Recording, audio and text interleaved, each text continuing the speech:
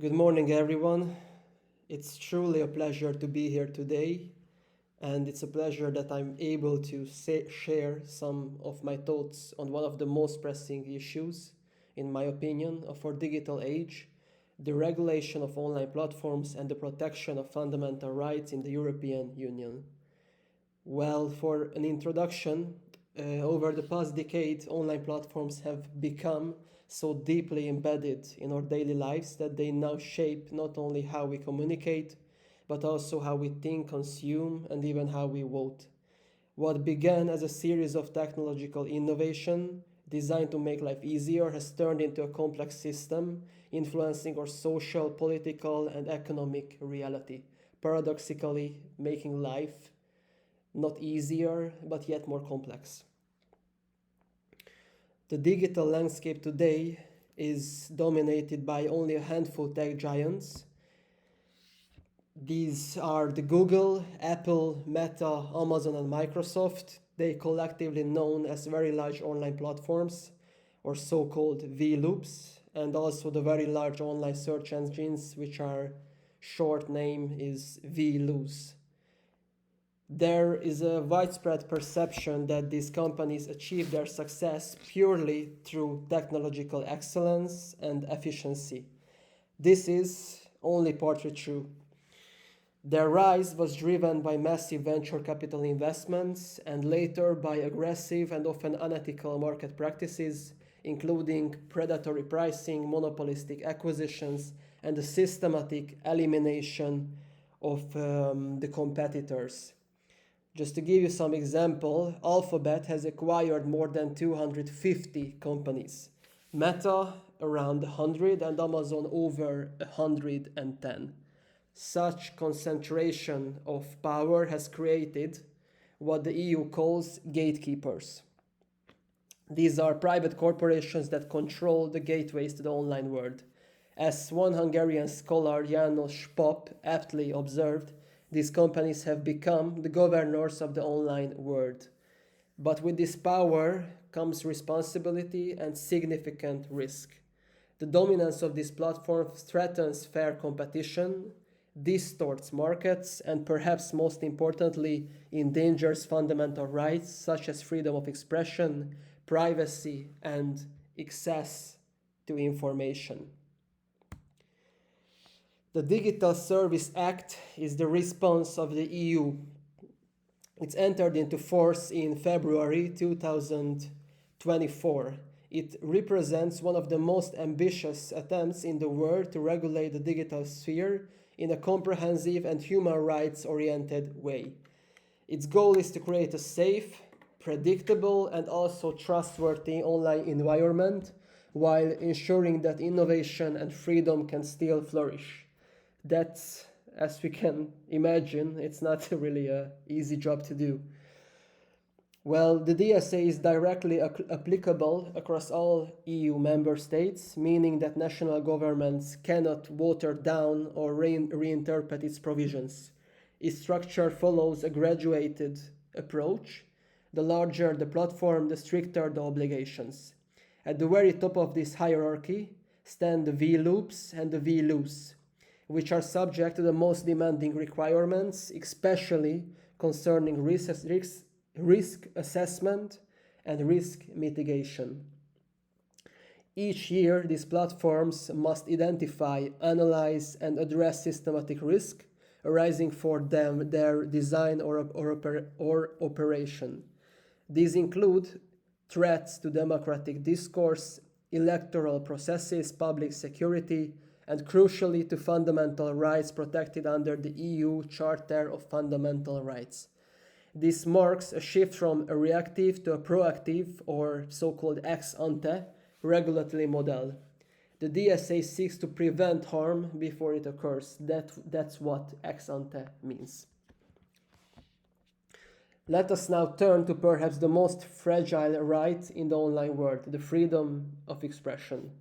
As of 2024, about 62% of the world's population uses social media, spending on average more than 2 hours per day online. This gives unprecedented influence to the companies that host and moderate these conversations or conversations. Yet this influence presents a paradox: the need to combat harmful and illegal content while preventing open debate. If platforms under-regulate, hate speech, misinformation, and illegal material can spread rapidly. If they over-regulate, legitimate but controversial voices may be silenced. This tension, often called the dilemma of free reach versus free speech, sits at the heart of contemporary content moderation. The DSA addresses this challenge in Article 34 and 35. These are requiring VLOOPs to perform detailed risk assessments and to adopt reasonable, proportionate, and effective measures to mitigate those risks. Such measures might include adjustments to their algorithms, transparency in advertising systems, or increased protection for vulnerable users, particularly children. Beyond over-censorship, there is a subtler and in some ways more insidious form of content control. It's called shadow banning. This occurs when a platform silently demotes or hides certain users' posts without notifying them. The content is not technically deleted, it is simply rendered invisible to most other users. The DSA's Article 17 directly targets this practice. Whenever a platform restricts, suspends, or removes content or accounts, it must provide a clear and specific explanation stating the reason and the relevant rule that was allegedly violated. Furthermore, Article 20 guarantees users access to free, easy to use, and non-automated complaint systems, ensuring that decisions can be challenged and reviewed by humans, not just by algorithms. We also Article 13 also needs to be mentioned here, where even platforms not established in the EU must designate a legal representative within a member state, ensuring that European users can seek redress through accessible legal channels. That's such an important new. These provisions together represent a significant step toward transparency and accountability in the governance of online speech. Closely linked to freedom of expression is the right to receive information, the right to be informed, to form opinions, and to participate in public life. Yet in today's digital environment, the information we receive is not neutral. It is filtered, ranked, and prioritized by algorithms that are largely invisible to users. This phenomenon, often referred to as the black box problem, means that neither users nor regulators, and sometimes not even the developers themselves, fully understand why a certain video appears on our feed or why another disappears.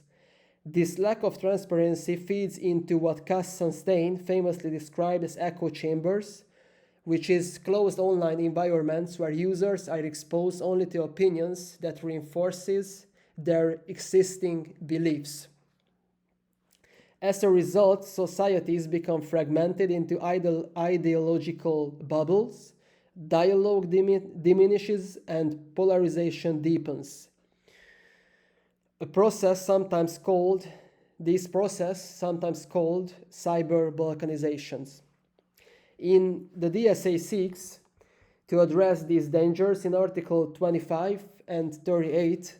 Article 25 prohibits deceptive design and manipulation, protecting users' ability to make informed choices.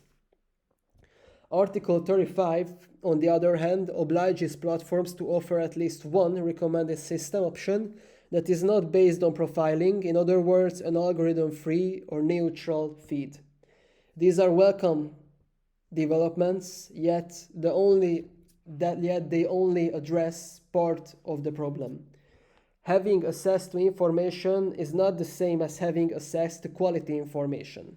In practice, most users consume quick, emotionally charged, and superficial content, what we might call digital junk food. Such content can distort public discourse, fuel outrage, and erode our collective capacity for reasoned debate. If we take seriously the idea that all information diets, affect the mind as much as food affects the body, then the flood of manipulative or low quality content could arguably be seen as a systematic risk to public health, a point implicitly recognized in Article 34 1D of the DSA. To give a conclusion, the Digital Service Act represents a historic attempt to rebalance the relationship between private power and public values in the online sphere. It acknowledges that the internet is not merely a marketplace, but a shared social space where rights must be protected and responsibilities clearly defined. By requiring ex-ante risk assessment, the DSA shifts regulation from punishment to prevention, an approach especially vital in a realm where harm spreads faster than ever before. Of course, the DSA is far from perfect. It cannot foresee every future challenge or eliminate all abuses. The true test will come in its implementation, in how effective the European Commission and the national regulators enforce these rules against the world's most powerful corporations. Yet even with this limitation, the Act marks a turning point. For the first time, the EU is asserting that fundamental rights apply online as well as offline, and that big tech powers must be balanced by democratic oversight. As I see it, this is more than a legal reform. It is a step toward what we might call digital constitutionalism, the affair to ensure that the digital world remains not only innovative and open, but also humane and just. This is all what we must strive for. Thank you very much for your kind attention.